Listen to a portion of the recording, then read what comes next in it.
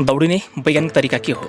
नेपाली सेना, सशस्त्र प्रहरी र नेपाल प्रहरीको लागि आवश्यक छोटो दौड अर्थात् 300 मिटरको दौड कसरी पास गर्ने, लामो दौड 3200 मिटरको दौड कसरी पास गर्ने, दौडमा आवश्यक पर्ने उपयुक्त खानपिन, डाइट, दौडको 5 वटा यस्तो फ्याक्ट्स जुन अहिलेसम्म तपाईलाई थाहा नै छैन। हाई हेलो एन्ड नमस्ते एभ्रिवन। नयाँ भिडियोमा तपाईलाई हार्दिक स्वागत गर्न चाहन्छु। सदाको दिन झै आज पनि जानकारीमूलक रोचक नयाँ भिडियो लिएर तपाईहरुमाझ उपस्थित भएको छु।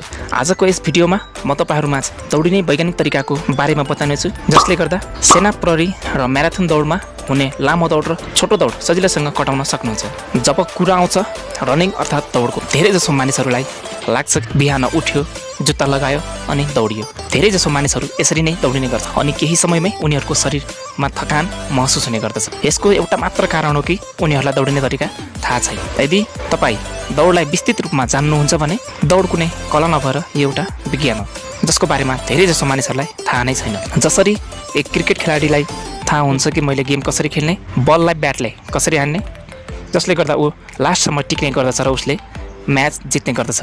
ठिक त्यसरी नै दौडमा नि केही फ्याक्ट्सहरू हुन्छ, जसको मद्दतले गर्दा तपाईँ बिना थकान लामो समयसम्म दौडिन सक्नुहुन्छ। यदि तपाईँले चाहनुभयो भने दौडमा आफ्नो रेकर्ड राख्न सक्नुहुन्छ, जसको लागि तपाईँ दौडको लगातार अभ्यास गर्दै हुनुहुन्छ भने तपाईँले धेरै ठाउँमा सुन्नुभएको होला दौडले स्टामिना बढाउँछ, र वास्तवमा यो कुरा सत्य पनि हो।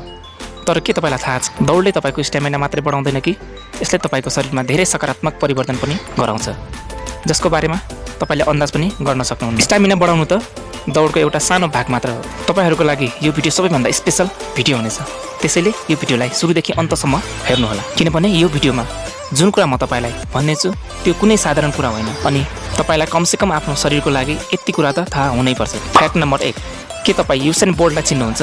उसलाई संसारमा सबैभन्दा छिटो दौडिने व्यक्ति मानिन्छ। उसले 3 वटा ओलम्पिकमा 8 वटा गोल्ड मेडल प्राप्त गरेको थियो। यति मात्र नभई सन् 2008 देखि सबै ओलम्पिकको 100 मिटर र 200 मिटरको दौड जितेर विश्व रेकर्ड बनाइसकेको छ। उसको जस्तै रनिङ आइडियामा तपाईँलाई सेयर गर्नेछु। 1 नम्बरमा आउँछ टाउको, हात र काँधको पोजिसन। जब तपाईँ दौडिनुहुन्छ त्यसबेला हात केही खुम्चिएको हुनुपर्दछ। शरीरभन्दा धेरै टाढासम्म हातलाई नलैजानुहोस्, हातलाई केही सीमित मात्रामा अघि पछि गर्नुहोस् र दौडिने बेला तपाईँको शरीर टाउको सिधा माथि नभई केही अगाडि र तल हुनुपर्दछ। जब हामी दौडिन जान्छौँ त्यति बेला हाम्रो धड्कन धेरै जोडले धड्किन्छ। त्यति बेला हाम्रो दिमाग केही काम गर्नुभन्दा अघि 10 गुणा धेरै कुरा पहिले नै सोच्ने गर्दछ। यति